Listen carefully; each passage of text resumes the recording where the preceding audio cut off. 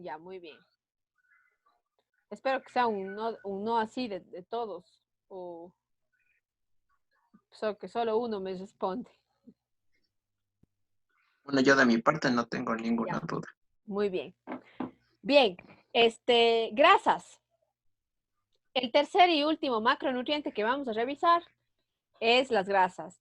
Las grasas son consideradas también, o dentro de los macronutrientes, una de las funciones principales también es la de ser un combustible, al igual que los hidratos de carbono, pero las grasas van a ser mucho más poderosas. También tienen funciones como protegernos del frío, darnos energía para el organismo, ¿no es cierto?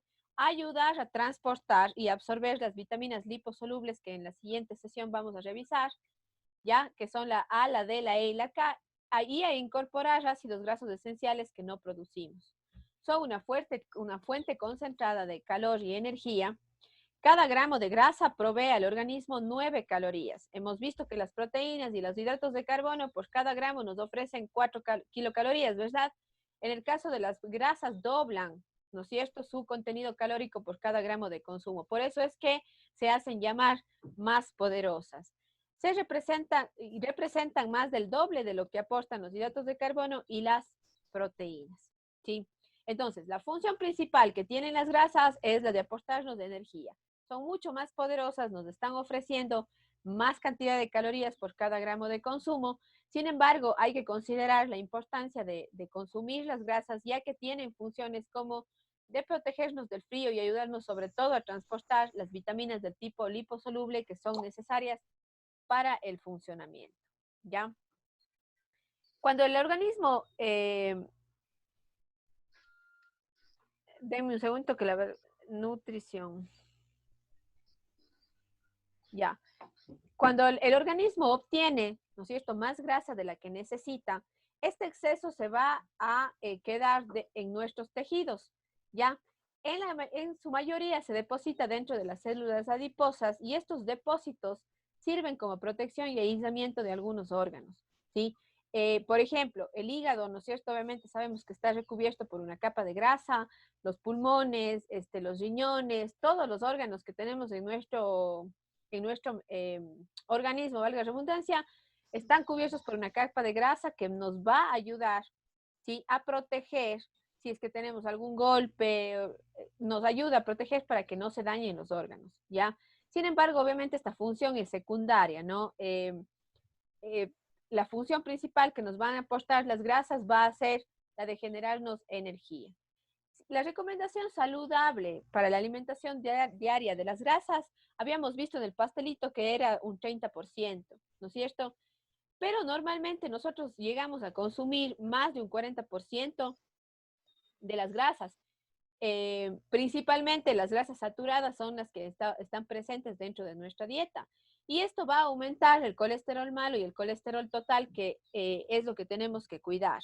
Si bien nosotros necesitamos consumir este 30% de grasa, los expertos nos dicen que máximo de este 30%, un 10% puede ser de grasas saturadas. No nos dicen que no debemos consumir, nos dicen que debemos controlar el consumo, ¿no es cierto?, dentro de este 30%, y que máximo de grasas saturadas vamos a consumir un 10%. Esa grasa saturada va a ser la responsable de que aumente el colesterol, ¿sí? Y el colesterol malo, que más adelante ya les explico la diferencia. Distinguimos estos dos tipos de grasas, ¿ya? Existen algunas grasas que son imprescindibles, ¿ya? Dentro de la alimentación y que van a tener efectos benéficos para la salud, ¿sí? Y otras obviamente van a ser perjudiciales. Vamos a ver entonces cuáles son las grasas útiles.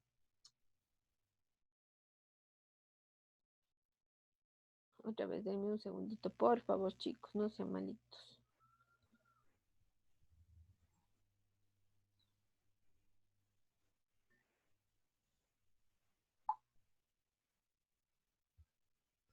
Ya. Estas grasas útiles que yo necesito consumir y que representan de este 30% mínimo, ¿no es cierto?, un 20%, son las que nos protegen o protegen a nuestras arterias.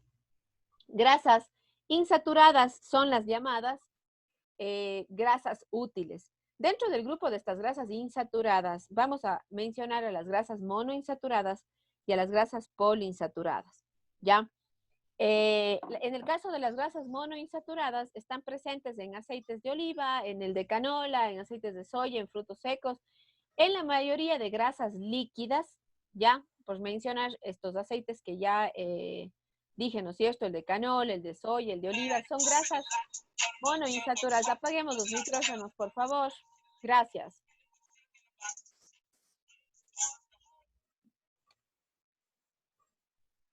¿Ya? Pero también se encuentran presentes en productos como los frutos secos, en las semillas de ajonjolí, en productos como el aguacate, las aceitunas, ¿ya? Y dentro de los productos del reino animal, en la yema de huevo, ¿ya? Podemos encontrar también. Estas grasas van a actuar de forma favorable en el organismo, ayudándonos a disminuir el colesterol malo sin reducir el bueno, ¿sí? Vamos a ver, porque nosotros tenemos una idea un poco errónea de lo que es el colesterol y a veces estamos muy expuestos a que la palabra, ¿no es cierto?, colesterol, hacemos referencia a que solo es mala, pero no es así. Nuestro organismo necesita de colesterol para poder cumplir las funciones. Sin embargo, vamos a ver, ¿no es cierto?, la diferencia entre los dos más adelante. Y las grasas poliinsaturadas son esenciales y abarcan los dos grupos del grupo omega 6 y omega 3. Creo que estos términos son un poco más comunes, ¿no es cierto?, para nosotros. Los ácidos grasos que se forman a partir del consumo de estas grasas son, en el caso del omega 6, el ácido linoleico y en el caso del omega 3, el ácido linolénico, que son dos ácidos grasos importantes para el organismo. ¿Ya? ¿Qué es lo que sucede?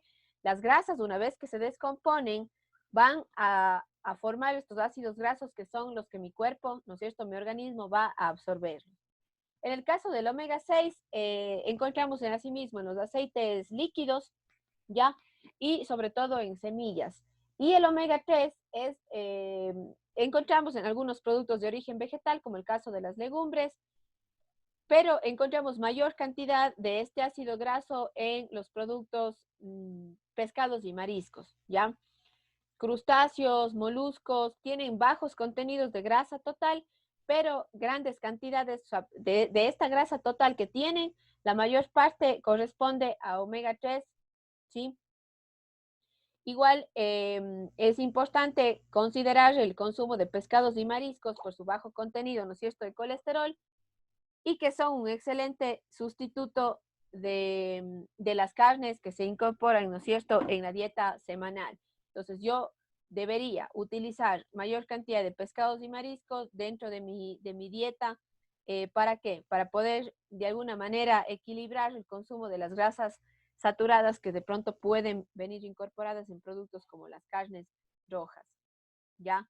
En el caso del omega 3 ha tenido relevancia en la industria porque se utiliza para enriquecer alimentos de consumo masivo, como el caso de la leche, los huevos e incluso las margarinas. No sé si ustedes han visto, por ejemplo, en las margarinas que tenemos una leyendita que dice enriquecido con omega 3.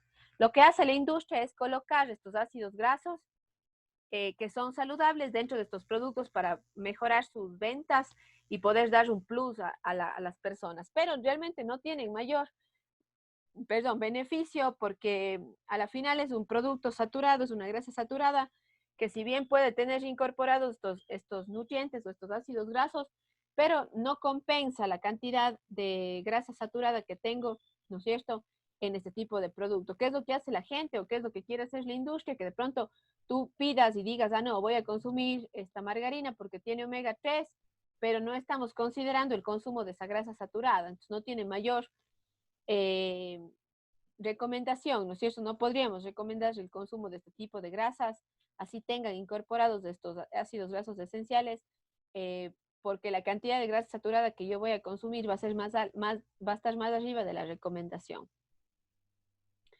Y las grasas perjudiciales, su consumo excesivo, ¿qué es lo que sucede? Hace que se endurezcan, ¿no es cierto?, estas grasas dentro de las arterias y provoca problemas cardíacos, la arteriosclerosis, ¿no es cierto?, y aumento de el colesterol en sangre. Dentro del grupo de las grasas perjudiciales he dividido en dos. Por un lado, las grasas saturadas de forma individual que les he colocado porque estas grasas se encuentran en la mayoría de los productos cárnicos como la piel del pollo, las vísceras, los productos derivados cárnicos como friambres, embutidos, en la leche, en las mantequillas, encontramos grasas saturadas de forma natural, ¿sí? La crema de leche, la mantequilla y, por ejemplo, sobre todo la carne de res, incluidos los cortes de tercera categoría, cortes que están cerca de las costillas, tienen altos contenidos de grasa saturada, ¿sí? Pero esta grasa saturada se encuentra en el alimento de forma natural, sin ningún proceso industrial o un proceso de cocción. Entonces, estas grasas saturadas podemos encontrar en los alimentos de forma natural, por eso es que hay que evitar el consumo. Y por otro lado tenemos las grasas trans e hidrogenadas, que estas sí tienen un proceso industrial, ¿no es cierto?, o un proceso térmico. Estas grasas aumentan el colesterol malo, disminuyendo el colesterol bueno, por lo que se consideran enemigas de la salud. Las grasas hidrogenadas encontramos en productos como las margarinas, los aceites duros, mantecas, productos como chocolates, caramelos, golosinas, todos los productos industrializados en donde se haya utilizado grasa. ¿Por qué? Porque las grasas trans y las grasas hidrogenadas, en el caso específico de las grasas hidrogenadas, crean, ¿no es cierto?, o transforman los ácidos grasos de tal manera que se rompen todas sus estructuras y vamos a tener solamente enlaces saturados de la grasa. Esta grasa se va a quedar almacenada en las arterias causando los problemas que ya habíamos mencionado. Sin embargo, dentro de la industria, y ustedes que ya vieron grasas, ¿verdad? Ya la semana pasada creo que avanzaron con grasas, ¿no es cierto?, con la ISA. No sé, un mensajito por ahí o alguien que Sí, intervenga, no los Sí, mismos de siempre. sí, Ya, profe. sí, che. ya vimos que el proceso de hidrogenación, ¿qué es lo que causaba? Era un proceso industrial que causaba que aumente la vida útil de la grasa. ¿Ya? Entonces, lo que hacemos es tomar estos aceites líquidos, ¿verdad? Que tienen enlaces insaturados todavía y someterlos a un proceso tecnológico en donde vamos a incorporar hidrógeno a estas grasas, transformando los enlaces. De tal manera que yo tengo, ¿no es cierto? Ya no voy a tener grasas insaturadas en la composición, sino todos los enlaces al hidrogenarse, ¿no es cierto? Se han vuelto o se han convertido en ácidos grasos saturados. Entonces, por eso que el proceso de hidrogenación, si bien puede ser positivo, ¿no es cierto?, para mantener o darle mayor vida útil a la grasa, incluso que estuvimos viendo con ustedes en cocina, ¿no es cierto?, la fase esta de fritura. Si yo utilizo grasas hidrogenadas para un proceso de fritura, lo más probable es que yo aumente con esto la vida útil del aceite, no se oxide y que obviamente aguante la temperatura el momento en el que estamos empleando para fritura. Ya, esto sucede con las grasas hidrogenadas. Lamentablemente no siempre vamos a encontrarlas en forma de manteca, por ejemplo, o de margarina, sino vamos a encontrar, se utilizan mucho las grasas hidrogenadas para elaborar los famosos polvos de café, para todas estas cremas industriales de pastelería.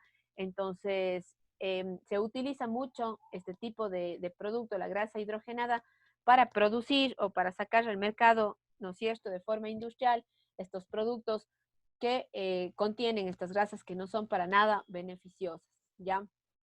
Entonces, estos dos grupos grandes, para resumir, las grasas útiles las dividimos en grasas monoinsaturadas y polisaturadas. Encontramos en las grasas líquidas de forma natural, en productos como frutos secos, ¿no es cierto? Los famosos omega 3 y 6 encontramos en productos como pescados y mariscos, en el aguacate y en las semillas. Estos son los principales productos fuente de grasas insaturadas, ¿ya? Empezamos primero por los pescados, por los mariscos, por los frutos secos, productos como el aguacate, algunas semillas como la de ajonjolí, el germen de trigo, ¿sí? Son las principales fuentes de grasas insaturadas. Recuerden que aquí, en las grasas insaturadas, el organismo hace absorción del omega 3 y 6, que son estos ácidos grasos importantes para el funcionamiento del organismo y los más importantes dentro de las grasas insaturadas que podemos nosotros consumir. Y luego, ¿no es cierto?, tenemos el grupo de las grasas perjudiciales, que básicamente son grasas saturadas. Podemos encontrar las grasas saturadas de forma natural en productos cárnicos, vísceras, ¿no es cierto? Aquí encontramos de forma natural. Sin embargo, yo puedo utilizar un proceso industrial como es el de la hidrogenación para aumentar la vida útil, pero con esto transformo ¿no es cierto?, los ácidos grasos en ácidos grasos saturados y ya no es aconsejable, ¿ya?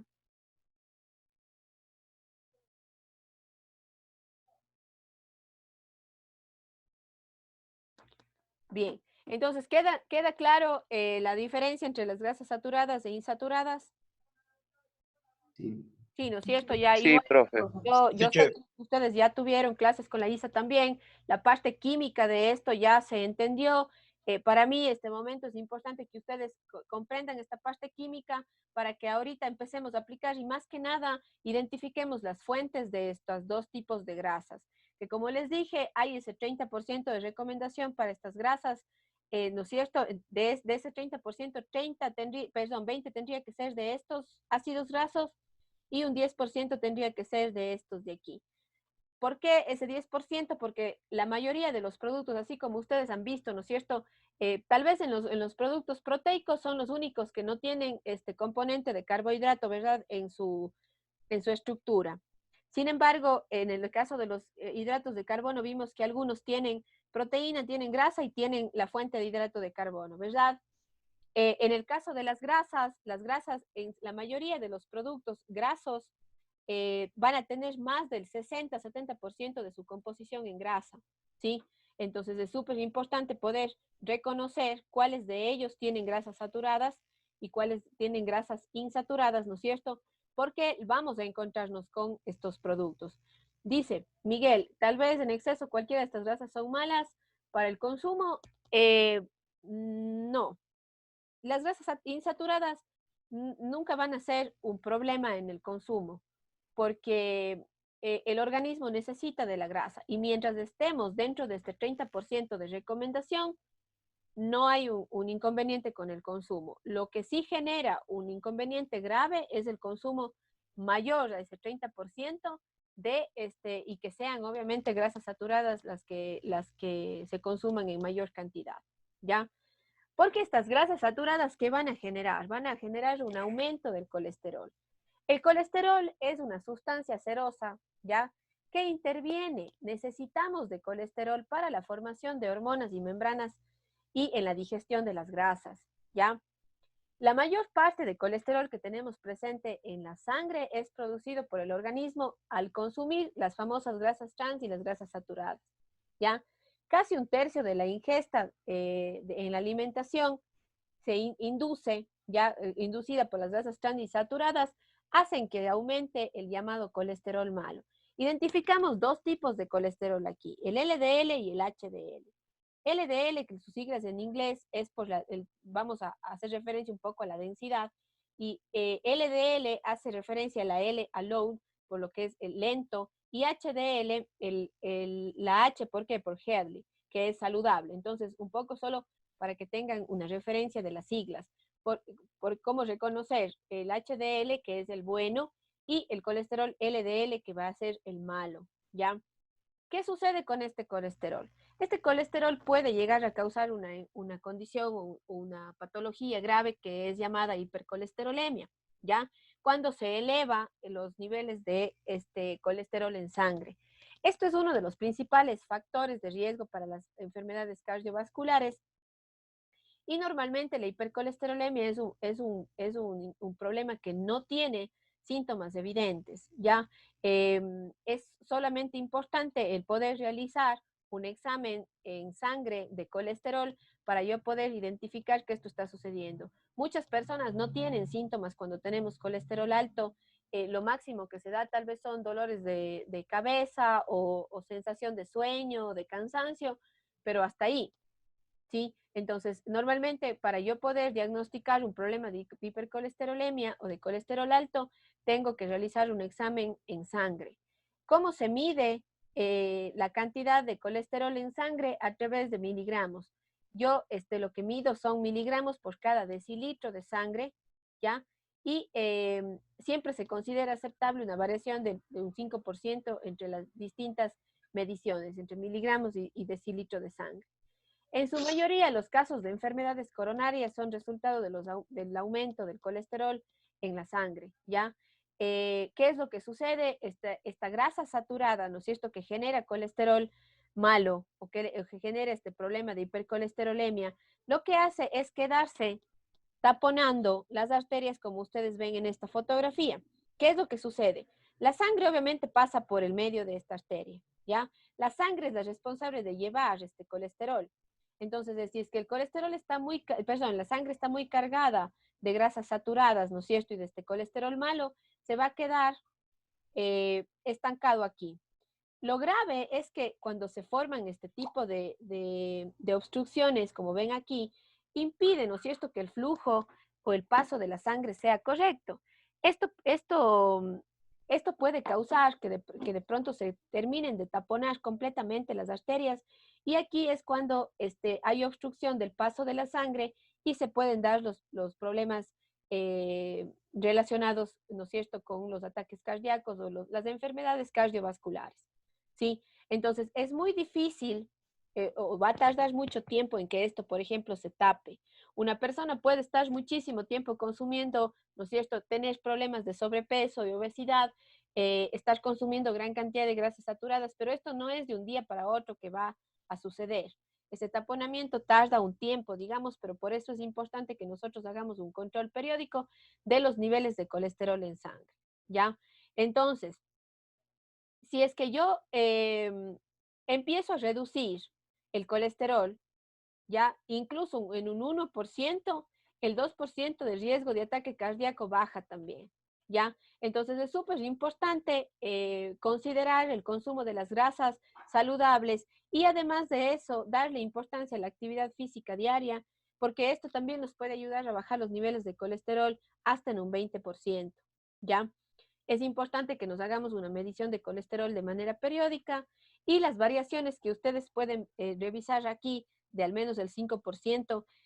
Cuando yo realizo un examen de colesterol total, ya total, ojo, porque podemos hacer también uno más específico que sea de colesterol bueno y colesterol malo. Cuando hacemos un examen de colesterol total, los resultados tendrían que darnos para que sea deseable menos de 200 miligramos por cada decilitro de sangre, ¿sí? En el caso de estar dentro del límite máximo 239 y cuando estamos por arriba de los 240, estamos en un límite alto y obviamente hay que empezar a preocuparse de bajar la ingesta de estas grasas saturadas, ¿ya? En el siguiente cuadro que tenemos aquí, ya estamos haciendo una clasificación de valores un poco más específica.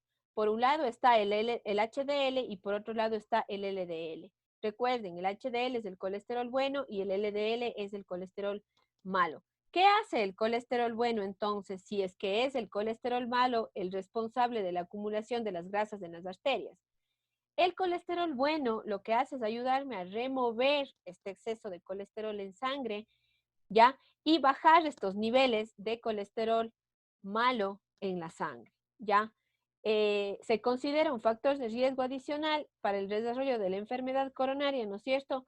Cuando se tiene cantidades menores de 35 miligramos por cada decilitro de sangre de colesterol bueno. Y en la tablita siguiente que les estoy mostrando, tenemos mucho más claro ya incluso con niveles aceptables, deseables y altos, ¿no es cierto?, de colesterol. Consideramos aquí personas que pueden tener riesgo cardiovascular o enfermedades cardiovasculares, que obviamente van a estar en mayor riesgo y por eso es importante que estas personas se controlen mucho más ya la ingesta de grasas saturadas, ¿sí? Cuando tenemos personas vamos a alcanzar bastante bien. Cuando tenemos personas que tienen riesgo de enfermedad coronaria, ¿ya? Los resultados de LDL, que es el colesterol malo, tendrían que ser de esos 200, ¿no es cierto?, que vimos anteriormente, máximo 100 tendría que ser el aceptable. Cuando tengo más de 100, ya estaría alto, por lo tanto habría que controlar el consumo. Y en adultos sin enfermedades cardiovasculares o sin riesgo de enfermedades cardiovasculares, lo deseable tendría que ser menos de 130. El límite alto está hasta 159 y cuando estoy con más de 160, estoy con límites altos de LDL, de colesterol malo, en mi sangre. Por lo tanto, tendría que yo considerar el consumo de las grasas saturadas. Recuerden que aquí los valores estamos haciendo referencia a ¿ya? Estos son los que me van a salir, ¿no es cierto?, en las mediciones de los exámenes de sangre. Recuerden que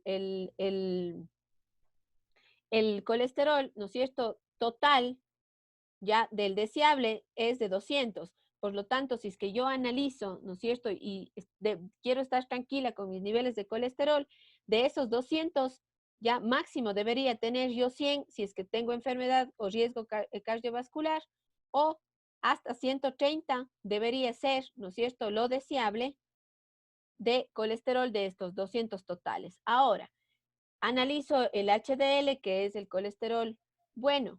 Estos valores en adultos con o sin enfermedad cardiovascular, si tenemos más de 60 es lo deseable, ¿sí? Si tengo 35 o más es lo aceptable y menos de 35 es bajo. ¿Qué quiere decir? Que es de estos 200, ¿no es cierto?, miligramos de colesterol por cada decilitro de sangre, que es el límite que tengo para el colesterol total, ya de estos 200, por ejemplo, deseable, lo ideal sería que yo tenga, ¿no es cierto?, 60 o más de colesterol bueno, entonces estoy saludable, ¿sí? O estoy contrarrestando ese consumo de colesterol malo en la sangre, ¿ya? Porque recuerden que la función principal que tiene el colesterol bueno es que es ayudarme a remover ese colesterol malo de las arterias. Por lo tanto, se recomienda su consumo. ¿Dónde voy a encontrar este colesterol? En las grasas insaturadas, en los productos moni y polisaturados, ¿no es cierto? En estos aceites líquidos, en los frutos secos, en el aguacate, en las semillas leguminosas y demás, ¿ya? Chicos, esto de aquí es una explicación general que les estoy dando. Es importante, por favor, que ustedes revisen las clases si es que tienen dudas. Yo reviso a veces los videos y veo que ustedes son más de 40 personas y a veces tengo 5 o 6 réplicas de las clases. Eso quiere decir que ustedes no están revisando las clases para poder hacer sus tareas y demás. Ahora que se nos vienen ya los parciales, es importante que ustedes hagan revisión de las clases para que no les quede duda. Chef, ¿qué era LDL y HDL? Colesterol malo, el LDL, y colesterol bueno, el HDL, ¿sí? ¿Por qué era LDL? Por las siglas, la L que quiere decir low, de lento, colesterol lento, ¿no es cierto? Y Hedley es la H de acá, es un poco la referencia que tenemos para identificar al colesterol malo del colesterol bueno. El colesterol malo acumula grasas en arterias, ¿ya? Este es el que taponea las arterias. Y el HDL es el que nos ayuda a remover el exceso de colesterol malo en la sangre, ¿ya? Y que es importante su consumo. Nos ayuda a bajar el riesgo de enfermedades cardiovasculares, ya que es el problema mayor que tenemos con el consumo de grasas. ¿Sí? Sí, quedó respondida, ¿no es cierto?, la pregunta, William.